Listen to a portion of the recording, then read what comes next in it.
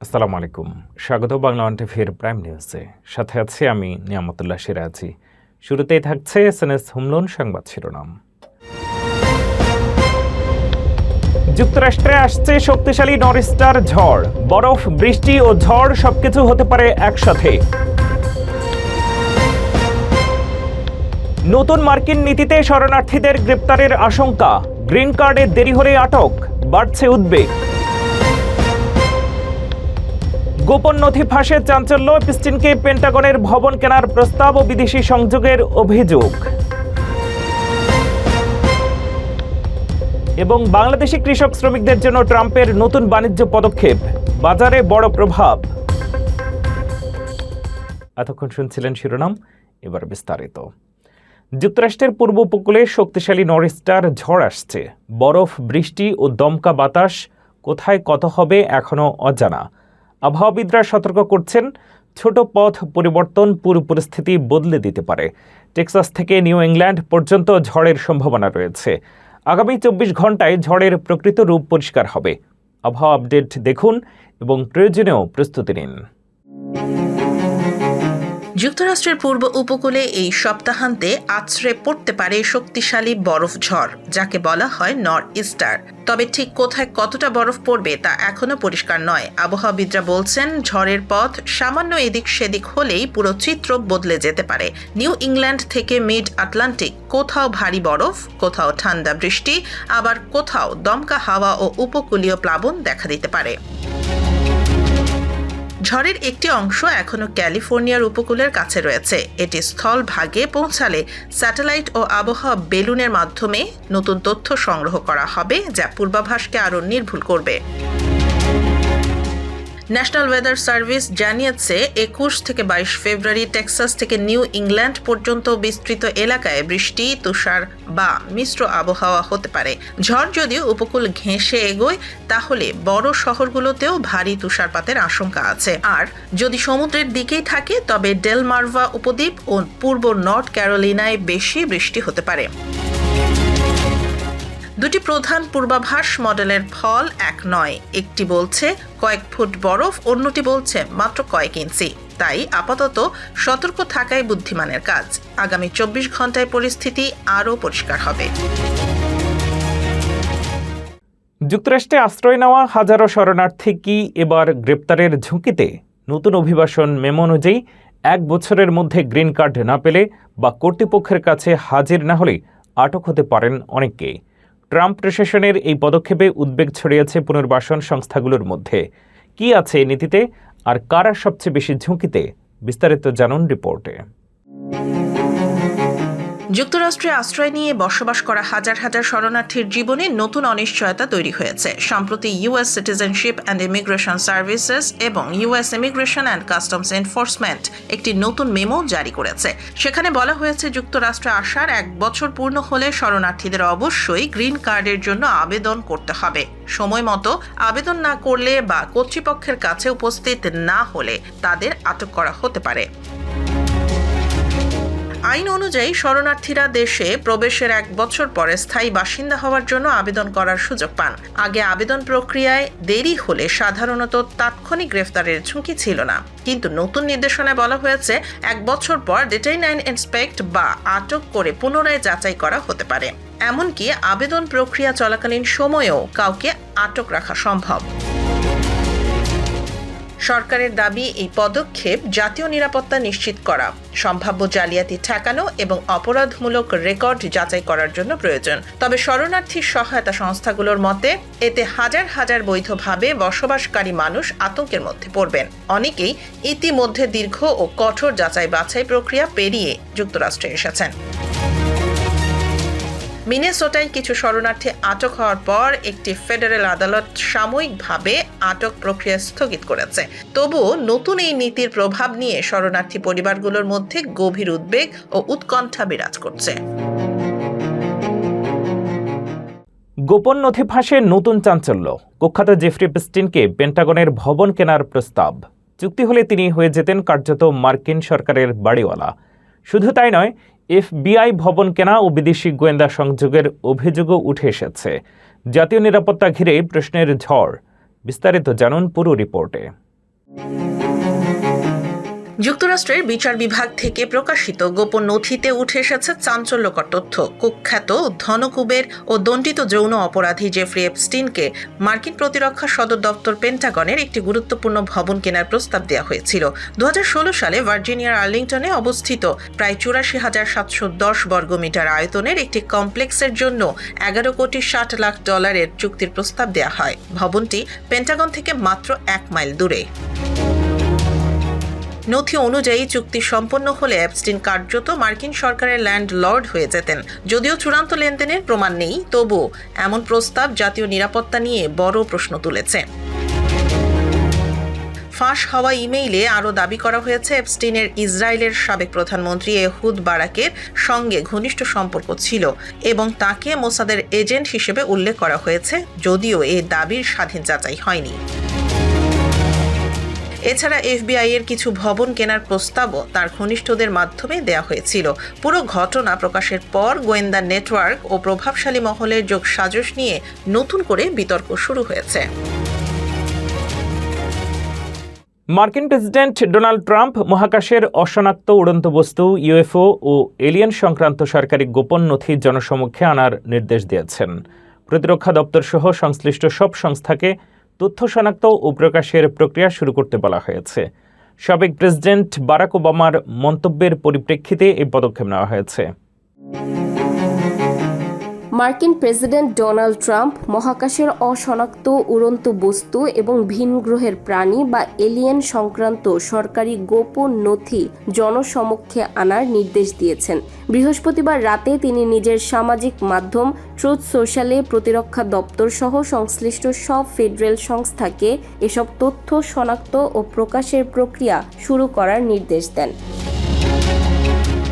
Trump বলেন, জনগণের প্রবল আগ্রহ এবং সত্য জানার অধিকার বিবেচনা করে তিনি ইউএপি এবং এলিয়েন সংক্রান্ত অত্যন্ত জটিল কিন্তু গুরুত্বপূর্ণ তথ্য উন্মুক্ত করার সিদ্ধান্ত নিয়েছেন। এই ঘোষণাটি আসে সাবেক প্রেসিডেন্ট বারাক ওবামার সাম্প্রতিক মন্তব্যের প্রেক্ষিতে, যেখানে ওবামা বলেন, মহাবিশ্বে প্রাণ থাকা স্বাভাবিক, তবে তার সময়ে পৃথিবীতে এলিয়েনদের উপস্থিতি দেখা যায়নি। পেন্টাগনের পূর্ববর্তী প্রতিবেদনে ইউএফও-গুলো মূলত নজরদারি বিমান বা আবহাওয়া বেলুন হিসেবে চিহ্নিত করা হয়েছিল এবং কোনো এলিয়েন প্রযুক্তির প্রমাণ পাওয়া যায়নি। কিন্তু ট্রাম্পের নির্দেশনার ফলে কয়েক দশকের গোপন নথি এখন জনসাধারণের জন্য উন্মুক্ত হতে যাচ্ছে। এই পদক্ষেপকে স্বাগত জানিয়েছেন কংগ্রেসের ইউএপি টাস্ক ফোর্স, রিপাবলিকান ও ডেমোক্রেট উভয় দলের নেতা। ডেমোক্রেট সিনেটর জন ফেটারম্যান বলেছেন, সত্য জানার অধিকার বিশ্বের মানুষের। ছবির মতো ভিডিও, নথি ও রিপোর্ট বিশ্লেষণে তারা ইতিমধ্যেই প্রস্তুত। ডোনাল্ড ট্রাম্প নতুন নির্দেশনা দিয়েছেন যাতে বড় বড় বিনিয়োগকারীরা একক পরিবারের বাড়ি কিনতে না পারে, যা সাধারণ পরিবারগুলো কিনতে চায়। লক্ষ্য হলো প্রথমবার বাড়ি কিনতে চাওয়া পরিবারের জন্য সুবিধা নিশ্চিত করা এবং বাজারে জল্পনা কমানো। ট্রেজারি ও অন্যান্য ফেডারেল সংস্থা পরিবারকে অগ্রাধিকার দিতে নির্দেশ পেয়েছে। বড় বিনিয়োগকারীদের জন্য কিছু সীমিত ব্যতিক্রম রাখা হয়েছে। ডোনাল্ড ট্রাম্প সম্প্রতি এক নতুন নির্দেশনা জারি করেছেন যাতে একক পরিবারের বাড়ি কেনা নিয়ে বড় বড় প্রাতিষ্ঠানিক বিনিয়োগকারীদের নিয়ন্ত্রণ করা হবে। আদেশে বলা হয়েছে, বাড়ি কেনা অনেক আমেরিকান পরিবারের জন্য স্বপ্নের অংশ, কিন্তু উচ্চ মূল্যস্ফীতি ও সুদের হার বাড়ার কারণে প্রথমবার বাড়ি কিনতে চাওয়া পরিবারগুলো ধীরে ধীরে পিছিয়ে পড়ছে। এর সঙ্গে বড় ওয়াল স্ট্রিট বিনিয়োগকারীরা বিপুল সংখ্যক বাড়ি কিনে বাজার দখল করছে, ফলে সাধারণ পরিবারগুলো খুবই প্রতিযোগিতার মুখোমুখি হচ্ছে। এই নির্দেশনার মূল নীতি হলো, যেসব বাড়ি সরাসরি কোনো পরিবারের মালিকানায় যেতে পারত তা বড় বিনিয়োগকারীরা যেন কিনতে না পারে। 30 দিনের মধ্যে ট্রেজারি বিভাগ বড় প্রাতিষ্ঠানিক বিনিয়োগকারী এবং একক পরিবারের বাড়ি সংজ্ঞা নির্ধারণ করবে।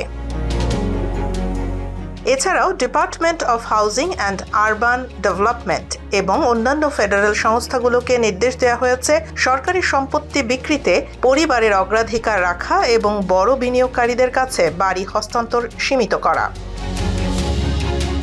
ট্রেজারি, বিচার বিভাগ ও ফেডারেল ট্রেড কমিশন স্থানীয় আবাসন বাজারে প্রতিযোগিতা বিরোধী কার্যক্রম নজরে রাখবে। প্রশাসনের লক্ষ্য হলো আমেরিকান পরিবারগুলো যাতে সহজেই বাড়ি কিনতে পারে এবং বাজারে জল্পনামূলক ক্রয় কমানো যায়। ব্যাটল ক্রিকে নতুন সাশ্রয়ী আবাসন আসছে। গভর্নর হুইটমার ঘোষণা করেছেন 4 তলা 80 ইউনিটের ব্লু লাইট প্রকল্পটি প্রাক্তন কে মার্টের জায়গায় নির্মাণ করা হবে। বাসার পাশাপাশি কিছু বাণিজ্যিক সুবিধা থাকবে। স্থানীয় পরিবারদের জন্য সাশ্রয়ী ভাড়া এবং নতুন কর্মসংস্থান নিশ্চিত করবে। বিস্তারিত ও নির্মাণ সময়সূচি জানতে দেখুন পুরো প্রতিবেদন। মিশিগানের গভর্নর গ্রেচেন হুইটমার সম্প্রতি ঘোষণা করেছেন ব্যাটল ক্রিকে নতুন একটি সাশ্রয়ী আবাসন কমপ্লেক্স আসছে। এই প্রকল্পের নাম ব্লু লাইট, যা প্রাক্তন কে মার্টের ব্লু লাইট স্পেশালের প্রতি শ্রদ্ধাস্বরূপ রাখা হয়েছে। কমপ্লেক্সটি 4 তলা বিশিষ্ট এবং এতে থাকবে 80টি অ্যাপার্টমেন্ট ইউনিট। শুধু বাসা নয়, এতে থাকবে কিছু দোকানও। এটি ডিকম্যান রোড এবং ক্যাপিটাল এভিনিউ কোনায় নির্মিত হবে, যেখানে আগে কে মার্ট ছিল। প্রকল্পটি স্থানীয় পরিবারের জন্য সাশ্রয়ী ভাড়ার সুযোগ তৈরি করবে, শহরের ভাড়ার বাজারে ইতিবাচক প্রভাব ফেলার পাশাপাশি নতুন কর্মসংস্থানও তৈরি হবে। গভর্নর হুইটমার বলেন, আমরা চাই ব্যাটল ক্রিকে পরিবারের জন্য মানসম্মত সাশ্রয়ী আবাসন নিশ্চিত করতে। এটি শহরের সামাজিক ও অর্থনৈতিক উন্নয়নে সাহায্য করবে। নির্মাণ কাজ শুরু করার জন্য শহরের পরিকল্পনাকারীরা ইতোমধ্যেই অনুমোদন ও প্রস্তুতি নিচ্ছেন। নতুন কমপ্লেক্সটি শুধু বাসস্থানের নয়, পুরো কমিউনিটির জন্য একটি সুখবর। এটি শহরকে আরও বাসযোগ্য ও প্রাণবন্ত করে তুলবে। শহরের মানুষও এই প্রকল্পের জন্য উচ্ছ্বাসিত, কারণ সাশ্রয়ী ভাড়া, নতুন সুযোগ এবং শহরের উন্নয়ন একসাথে আসছে। এটি ব্যাটল ক্রিকে নতুন শক্তি এবং নতুন জীবনের প্রতীক হিসেবে দেখা হচ্ছে। যুক্তরাষ্ট্রের সোশ্যাল সিকিউরিটি ট্রাস্ট ফান্ডের সময় খুবই কম। নন পার্টিজান কংগ্রেশনাল বাজেট অফিস সিবিও জানিয়েছে 2032 সালে ফান্ড শেষ হয়ে গেলে স্বয়ংক্রিয়ভাবে সুবিধা কেটে দেওয়া হবে যদি কংগ্রেস কোনো পদক্ষেপ না নেয়। ওয়াসি ট্রাস্ট ফান্ডের খরচ 2026 সালে $1.5 ট্রিলিয়ন থেকে 2036 সালে $2.5 ট্রিলিয়ন বেশি হবে। ফান্ড শেষ হলে সুবিধা শুধুমাত্র পেরোল ট্যাক্স থেকে প্রদেয় হবে। সিবিও অনুমান করছে 2032 সালে সুবিধা 7% কমতে পারে, আর 2033 থেকে 36 সালে গড়ে 28% পর্যন্ত কাটা হতে পারে। উদাহরণস্বরূপ 60 বছর বয়সী দম্পতির বার্ষিক সুবিধা প্রায় $18,400 কমতে পারে। বয়স ভিত্তিক জনসংখ্যা বৃদ্ধির কারণে সোশ্যাল সিকিউরিটি খরচ দ্রুত বাড়ছে। জিডিপির 5.2% থেকে 2036 সালে 5.9% পৌঁছাবে।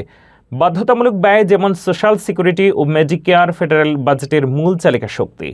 কংগ্রেস যদি এখনই পদক্ষেপ না নেয়, ভবিষ্যতের প্রজন্মের সুবিধা বিপন্ন আর অর্থনৈতিক নিরাপত্তা সংকটের মুখোমুখি হবে। সময় শেষ হতে আসছে, প্রাপকদের ভবিষ্যৎ ঝুঁকির মুখে।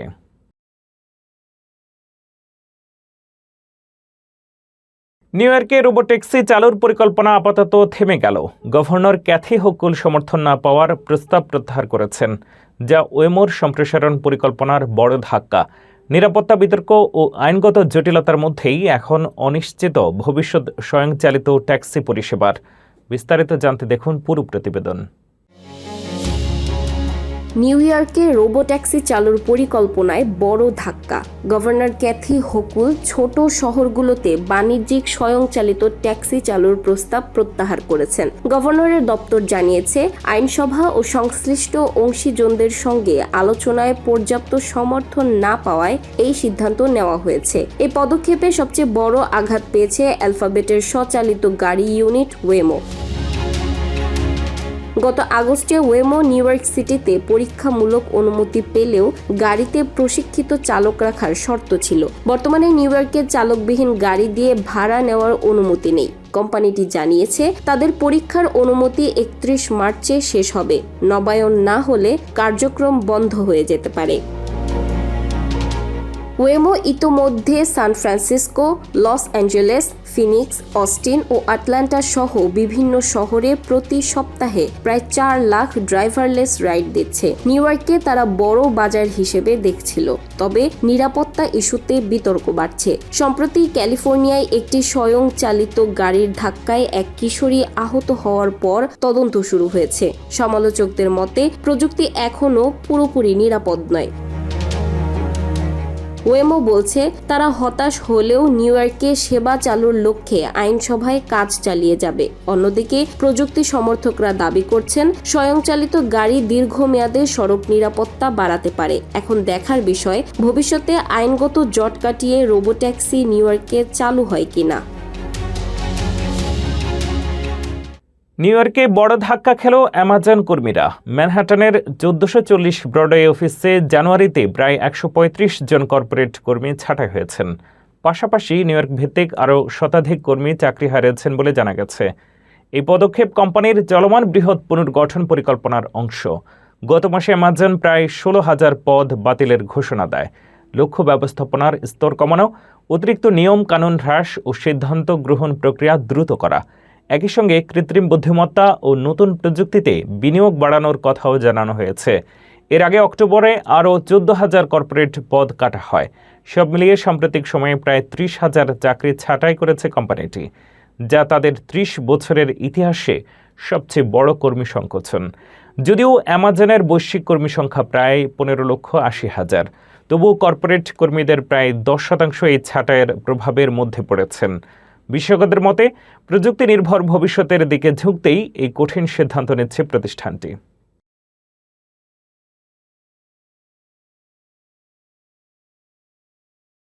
মার্কিন প্রেসিডেন্ট ডোনাল্ড ট্রাম্পের 10 দিনের আল্টিমেটাম সরাসরি প্রত্যাখ্যান করে কড়া জবাব দিয়েছে ইরান। তেহরান হুঁশিয়ারি দিয়েছে হামলা হলে মধ্যপ্রাচ্যে থাকা সব মার্কিন সামরিক ঘাঁটি লক্ষ্য করে পাল্টা আঘাত হানা হবে। ওয়াল স্ট্রিট জার্নালের রিপোর্ট ঘিরেও উত্তেজনা বাড়ছে। পরিস্থিতি কোন দিকে যাচ্ছে জানুন বিস্তারিত রিপোর্টে। মার্কিন প্রেসিডেন্ট ডোনাল্ড ট্রাম্পের দেওয়া 10 দিনের আল্টিমেটাম সরাসরি প্রত্যাখ্যান করে কড়া বার্তা দিয়েছে ইরান। গাজায় এক সম্মেলনে ট্রাম্প নতুন পরমাণু চুক্তিতে আসতে তেহরানকে সময়সীমা বেঁধে দেন। তবে জবাবে ইরান স্পষ্ট জানিয়ে দিয়েছে চাপের মুখে তারা কোনোভাবেই নতি স্বীকার করবে না।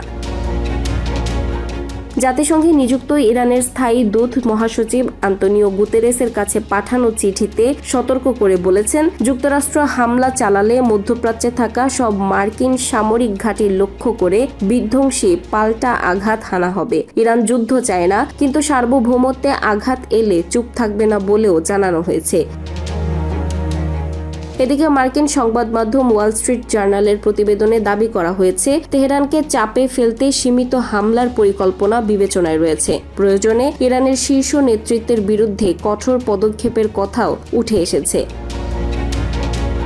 পাল্টা বার্তায় ইরানের সর্বোচ্চ নেতা আয়াতুল্লাহ আলী খামেনি সামাজিক পোস্টে মাধ্যমে এআই নির্মিত যুদ্ধের ছবি পোস্ট করে মার্কিন রণতরী ডুবিয়ে দেওয়ার হুঁশিয়ারি দিয়েছেন। রাশিয়াও সতর্ক করে বলেছে ইরানের উপর হামলা মানে আগুন নিয়ে খেলা। মধ্যপ্রাচ্যে উত্তেজনা এখন চরমে। পরিস্থিতি কোন দিকে মোড় নেয় সেদিকেই তাকিয়ে বিশ্ব।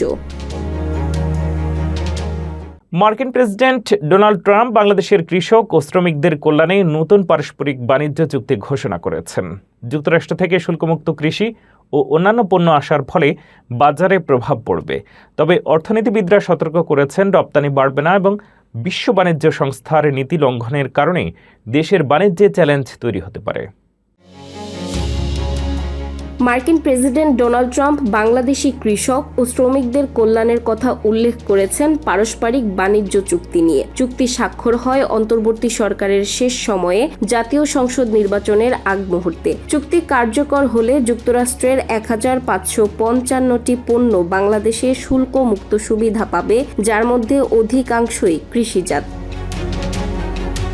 চুক্তিতে বাংলাদেশের রপ্তানি ও আমদানির পরিমাণ নির্দিষ্ট করা হয়েছে। যুক্তরাষ্ট্রের কাছ থেকে প্রতি বছর কমপক্ষে 7 লাখ মেট্রিক টন গম, 26 লাখ মেট্রিক টন সয়াবিন ও অন্যান্য কৃষি পণ্য আমদানির প্রতিশ্রুতি রয়েছে। এতে বাংলাদেশের কৃষক ও খামারিরা মূলত যে পণ্য উৎপাদন করেন সেগুলো যুক্তরাষ্ট্র থেকে শুল্কমুক্ত বাজারে আসবে।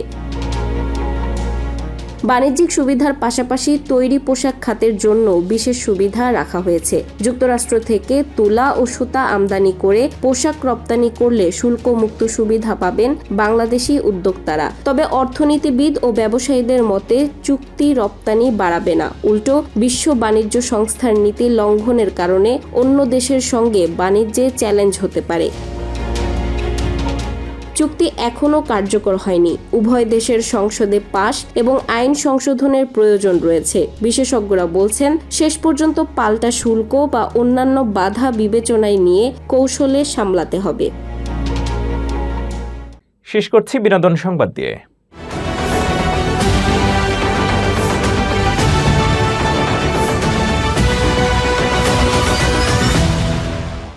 মাত্র 22 বছর বয়সে মিলি ববি ব্রাউন হয়ে উঠেছেন শিশু তারকা থেকে বিশ্বখ্যাত অভিনেত্রী, প্রযোজক এবং উদ্যোক্তা।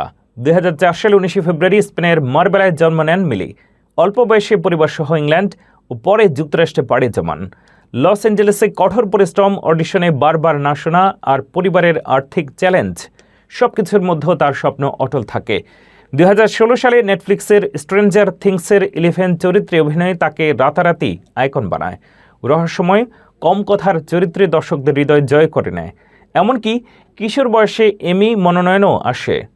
বড় পর্দায় Godzilla, King of the Monsters, Enola Holmes সবগুলোতেই মিলি নিজস্ব ছাপ রেখেছে। প্রযোজক হিসেবে যুক্ত হয়ে তিনি ক্যারিয়ারে নতুন মাত্রা যোগ করেছেন। মিলি ববি প্রমাণ করেছেন তিনি শুধু পর্দার তারকাই নন, সমসাময়িক ব্র্যান্ড সংস্কৃতির অংশ। অল্প বয়সে এই অভিনেত্রী বিপুল সম্পদের মালিক হয়েছেন।